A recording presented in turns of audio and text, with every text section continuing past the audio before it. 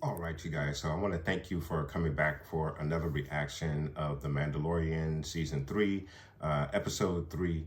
We're also going to get into the Bad Batch Episode 13, I believe, later on today. I'm not sure if that upload is going to get up today because I do have to go to work after this, but it will be up either later today or first thing tomorrow. So for my Bad Batch fans, please do look out for that video around that time. But let's get into episode 3 of season 3 of The Mandalorian. Back in the mines, back in the living waters, and she is stunned. She is stunned at what she saw. Din didn't see it. He was out. I knew he was out. He's just coming to. Grogu's checking him. I wonder if Grogu resuscitated him. He's gonna bring some water to her. Cool. You see anything down there? I saw the chasm passing me as I fell. I didn't realize it was so deep. It wasn't. The bombings from the purge must have triggered seismic activities. Did you see anything alive? Alive? Like what? He didn't see the Mythosaur. And she's not going to tell him about it. She's going to use the Mythosaur. She's going to use the Mythosaur to gain her people back. She doesn't even care about the Darksaber anymore. If she rides the Mythosaur, that would make her ruler. Why is Grogu? Whoa, shoot. Something's coming up on its back. It looks like a squadron of TIE interceptors. Oh, man. How close are we? TIE interceptors. Not far. That's crazy. Where'd they come from? I've stunned off a lot of Imperial warlords. They tend to get mad when you hijack their ships. Now you tell me.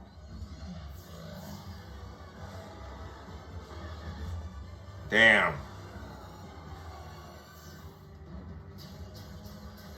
Took one out. Took two out. Interceptors are a lot tougher than TIE fighters. Are you still... Oh, look at Grogu. He's going too. Or is he?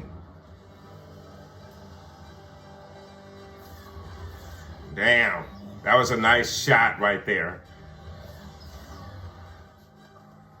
Damn, that was nice. That looked like a real landing. Uh-oh. Watch out, Dan, babe. Go, go, go, go, go. Nice. This is nice. This is nice. Oh, okay. The going back to the trailer when we see the canyon shot. Uh-oh. Batman Dark Knight. Or Batman, the original 89. Nice. Nice. Heading to you. Don't worry. I grew up flying these cliffs. Nice. There's only one left. Oh, there's two. It's been a while. Damn. That is nice. That's, oh my God, there's 3 of them. Where's Den at, man? Nice. Thanks for the backup. A little mini trench run. A different take on the trench run, kind of. On the other side. Nice. One more to go. On it. Ooh.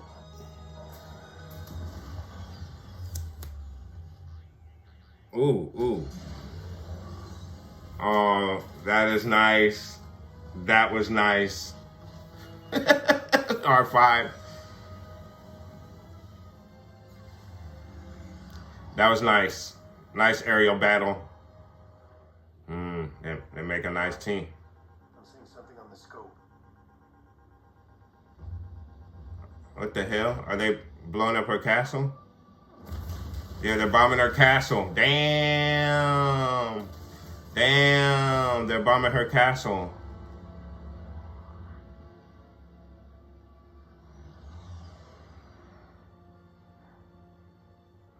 They bombed her castle. Monster has bombed my home. She's pissed. She is pissed. Whoa! Bo, we've got company. Bo, listen to me. You have to get out of there. Whoa, look at that. Shit. Damn.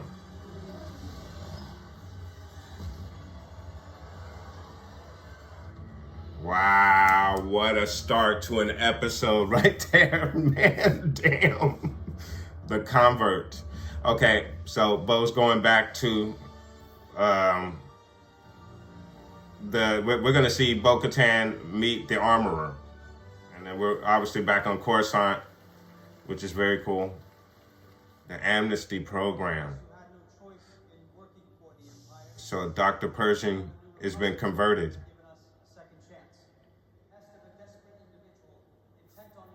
Oh, girl. The other Imperial officer.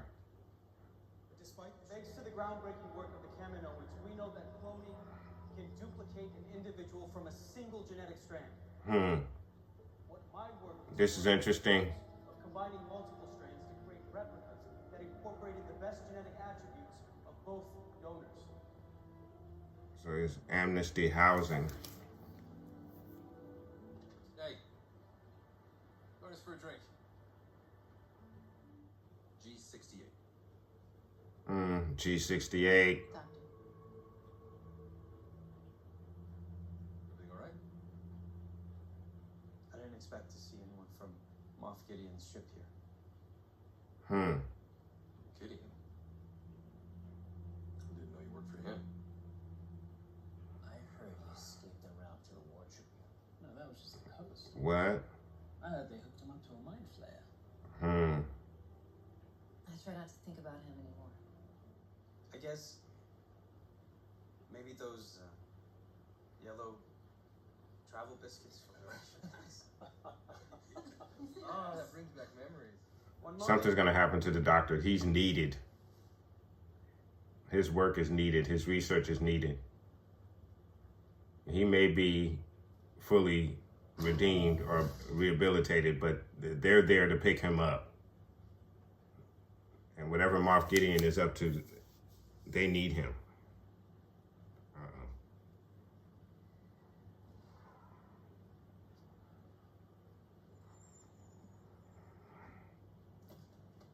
What is that? Travel biscuits.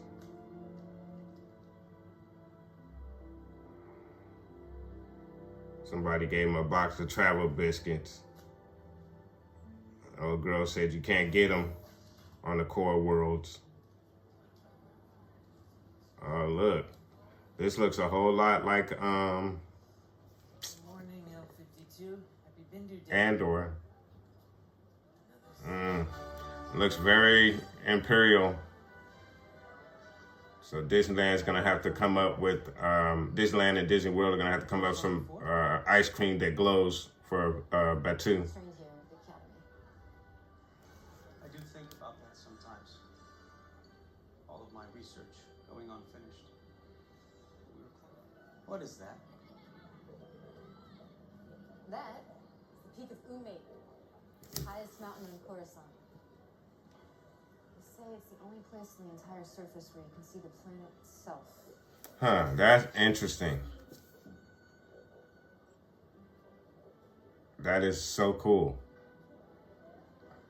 The planet is just a city that's covering the surface, Allowed? the full, complete Look, surface. little dog. It's not the Empire. So the New Republic is totally against cloning. They're not with that at all. He can't continue his research. So he's going to need some kind of outlet to do it. Moff Gideon needs him to do it. That's why he's after Grogu. She is there for a reason, to get him. She is not a part of any kind of amnesty program. What do you need? Well, not much to get started. Some supplies, a mobile lab station. It's a silly idea, I know it is, but I really believe that. We can get you a mobile lab station. But it would require going outside our designated perimeter. No, I can't do that. She's reeling him in, but that she's doing a really good job.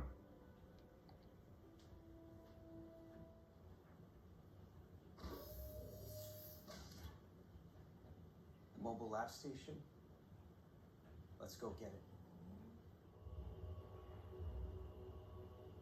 You're helping the New Republic. No, you're not. It's the right thing to do. You're helping Moff Gideon, who is working for Admiral Thrawn, who possibly could be connected to whatever's going on with Palpatine on Exegol.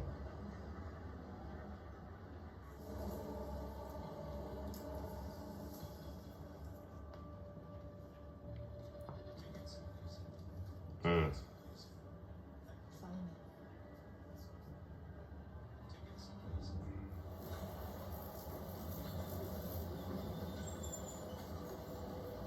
You can do it.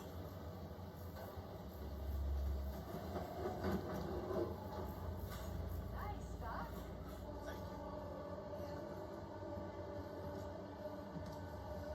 Keep moving.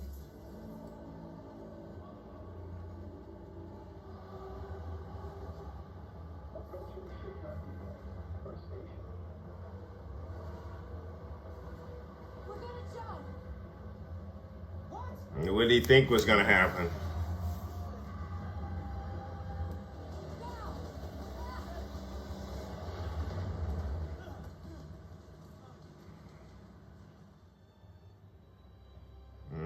Look at that.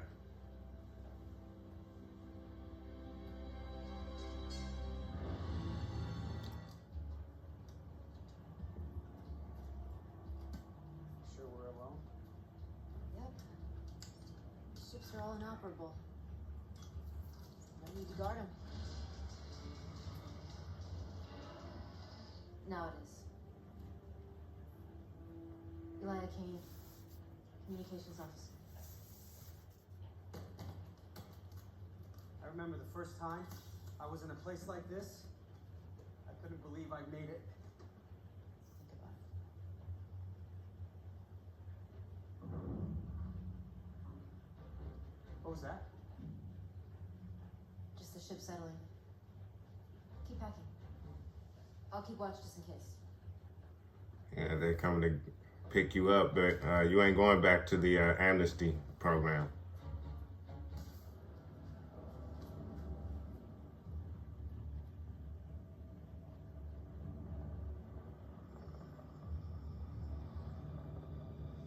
Moff Gideon.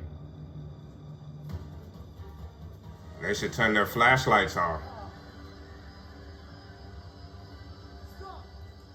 Oh, wow. They got busted. Raise your hands. You were under arrest.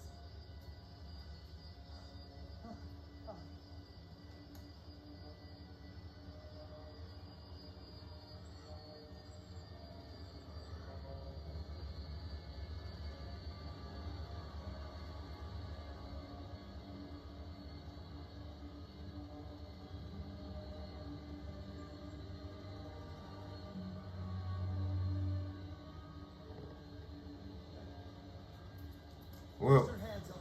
what? Just wait.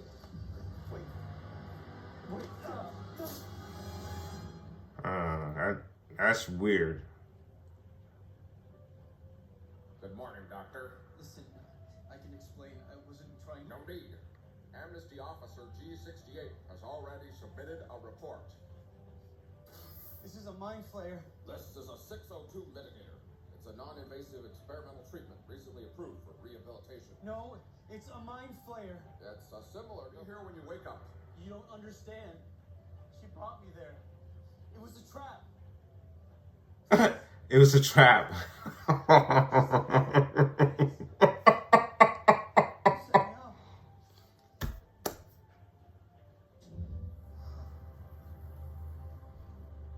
Shall we? Do you mind if I stay?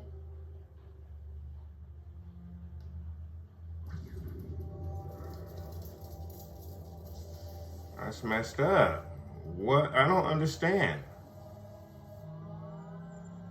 She needs his research.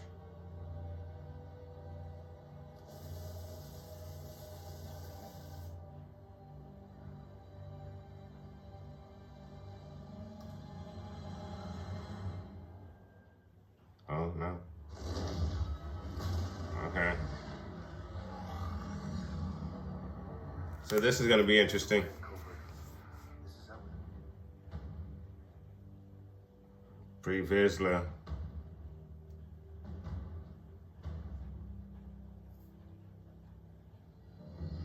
This is going to be a very interesting meeting right here. I didn't expect that we would get this in this episode. But obviously, Bo-Katan was under Pre-Vizsla's relative, come no further. or Paz Vizsla. No longer. I have been to them.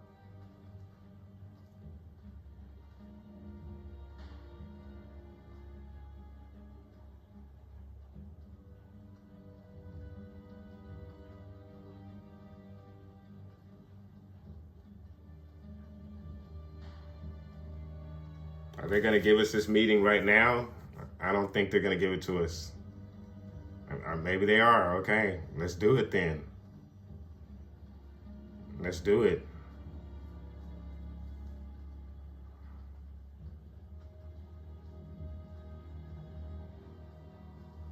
Woo! The armorer. Claims to have bathed in the living waters.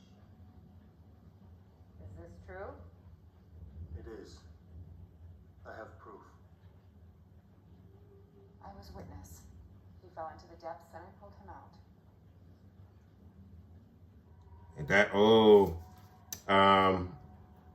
Thor Skywalker Plus predicted that the living waters was the potion that she was using.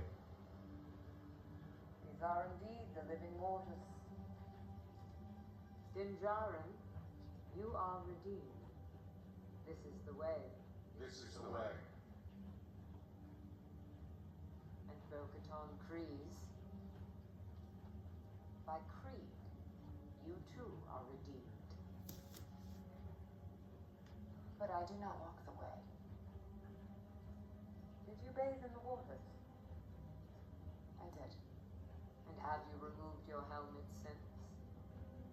No, I have not. Then you may join our covert and live as your ancestors once did.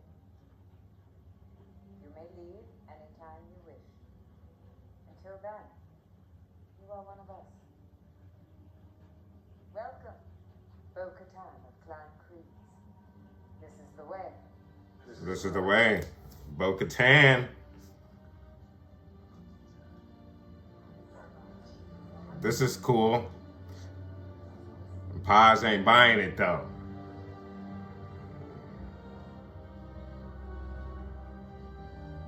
This is the Bizay. Oh, she's looking at that Mythosaur. See, this is how she's gonna gain her people back. Really good episode. Really good episode. Really good episode. I enjoyed that episode immensely.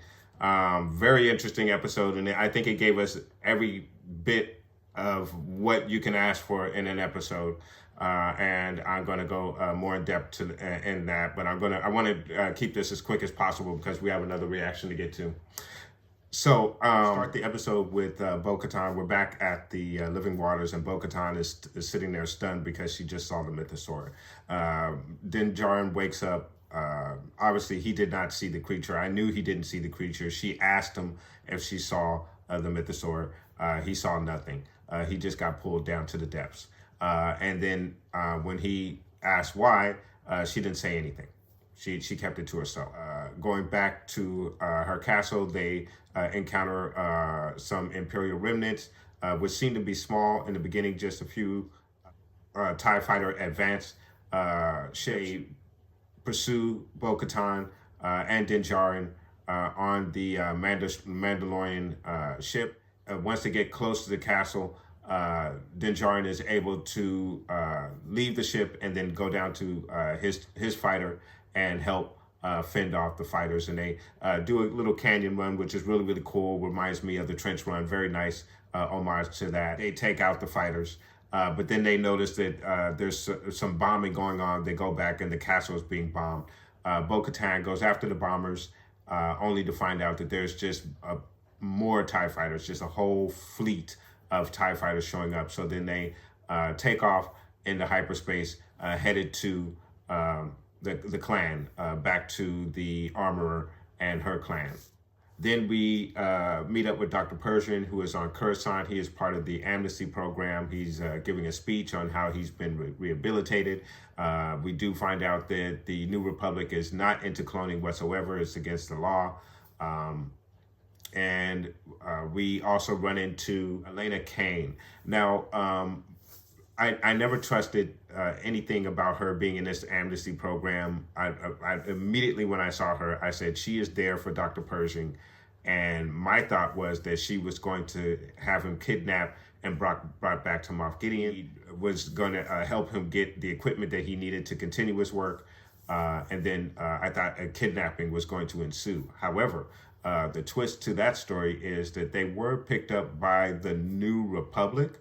And now the New Republic is putting Dr. Pershing through this, basically a mind wipe machine. Their claims are used at lower levels. It can actually do some helpful treatment and not necessarily wipe the mind. However, then Elena Kane turns up the machine to an extent where it seems like it's doing something. I don't know exactly what it's doing to Dr. Pershing, but obviously whatever's happening is not good. So that kind of threw me off as far as why she was doing that to him, because you definitely want to have his mind intact if you are planning on doing any cloning, whatever it is that she wants to do with him. It's going to be really interesting to see what happens. She may still take him. I still think she's going to take him back to Moff Gideon.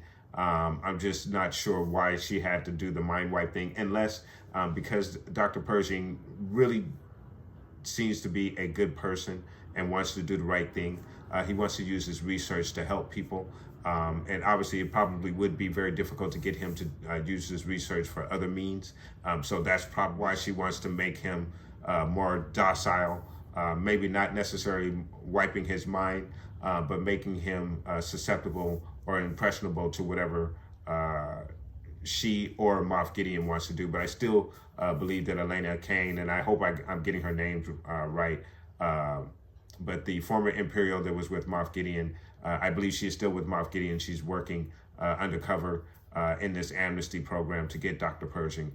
And I still believe that that's going to be the case. And I think in the next episode, we're going to see her deliver Dr. Pershing to Moff Gideon, who there's a lot of rumors that we found out amongst the amnesty Imperials that Moff Gideon has escaped the tribunal.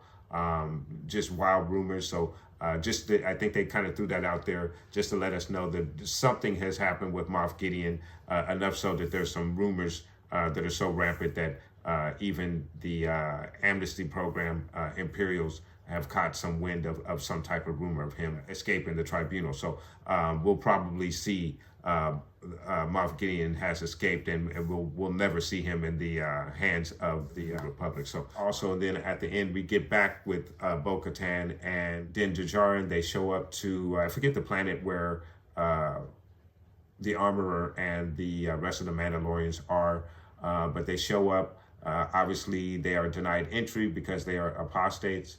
However, they offer proof that they have bathed in the living waters. Din brings the water. And as I had mentioned, a channel that I watch on a daily basis, which is Thor Skywalker. He also has his channel with his wife, Thor Skywalker Plus.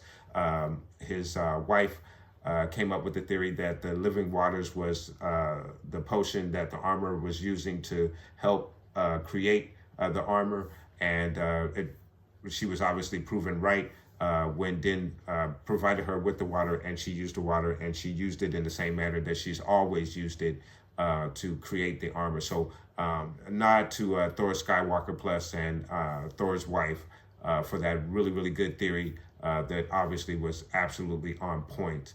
But he does prove that he bathed in the living waters. Bo-Katan also proved that she also bathed in the living waters. So this also goes with my theory that all of this, where Bo-Katan was brought to Mandalore to save Din, she gets to see the Mythosaur. I think all of this was to help Bo-Katan believe in all of the fairy tales that or supposed fairy tales that she was told as a child.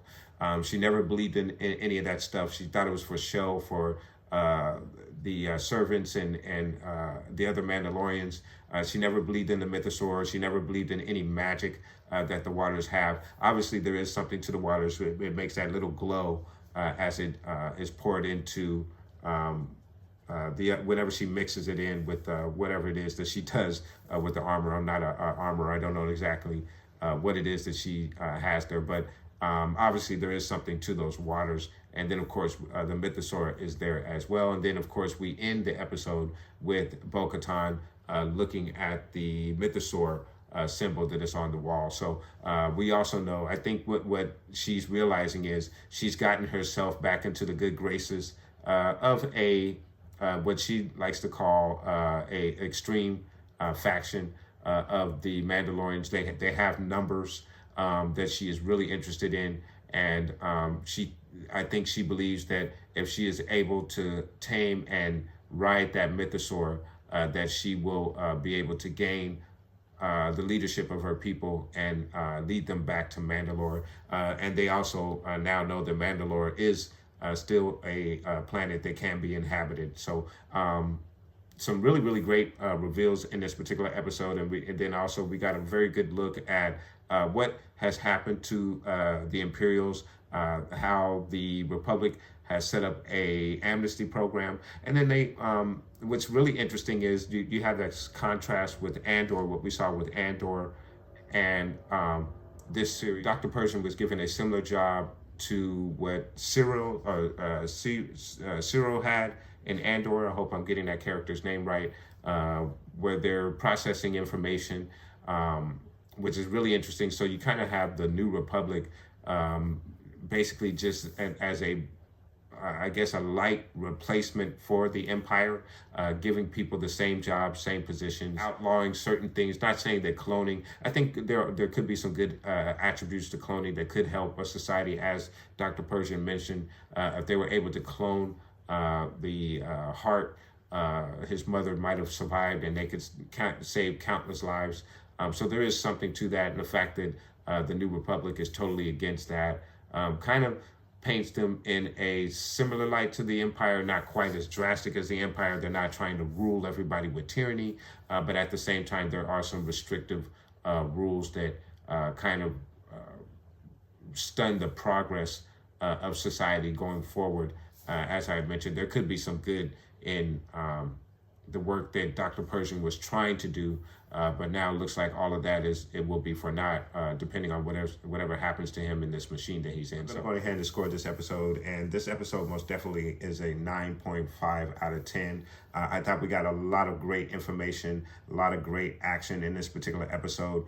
We got to see a great meeting between Bo-Katan and the Armorer, also with Paz Vizsla as well, who is the ancestor of Pre Vizsla, who Bo-Katan obviously was under with Death Watch in the Clone Wars, if you didn't know that already. So there's some really, really cool Clone Wars connections there. And then also there's even some connections, which in the beginning, I was opposed to any connections to the sequel trilogies. I'm not a fan of the sequel trilogies. However, depending on what they do with Dr. Pershing and the cloning that we're getting into, whatever Moff Gideon's role is in that, and if they decide to connect that with what has happened in the sequel trilogy, specifically with Emperor Palpatine coming back, I understand them trying to make those connections. I don't think it's going to make the sequel trilogy any better, but I could enjoy a story that is a side story off of that, as long as it makes some type of sense. So we'll see how they go with that, the cloning aspect of the plot here. But I'm on board so far with it. So really good episode. I did enjoy it a lot. It's going to be really interesting going forward to see what happens with Bo-Katan. Is she ever going to take her helmet off? The armorer did let her know that she can leave at any time that she wishes to. But at this moment, she will be recognized as a Mandalorian as long as she doesn't take her helmet off. So it's going to be interesting to see how Bo-Katan treats this opportunity that she has. She's now been accepted in the clan, a part of this clan, that she has a reputation that could be seen as good or bad, but it looks like she was greeted warmly by the other Mandalorians once she was accepted in. So we'll see how far she takes that, and we'll find out where Din's place is in all of this, because it definitely looks like Bo-Katan at this point has the upper hand in regards to gaining the leadership of the Mandalorians if she's able to tame and ride that Mythosaur, which it looks like what she's planning to do. And she most definitely has kept that away from Din. But I don't think Din has any ambitions of being the leader of Mandalore, as long as his people are united as one. But he hasn't even used the Darksaber, as we saw in the last episode. He still has problems wielding it. Bo-Katan has no problems wielding that Darksaber.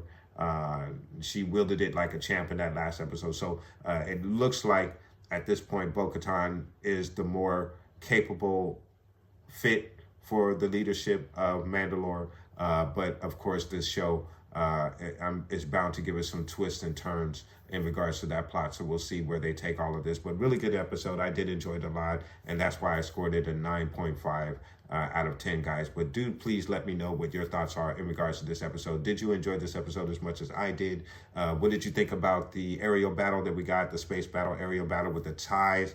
There's so many ties. It'll be interesting if that is something that is tied to Moff Gideon. They destroyed Bo-Katan's castle, and now she is seeking amnesty with the other Mandalorians, the clan that Din Djarin is from, and now she has been welcomed in, and we'll see what goes from there, guys. So let me know what those thoughts are. Please put those comments down below, and I want to thank you guys so much for watching.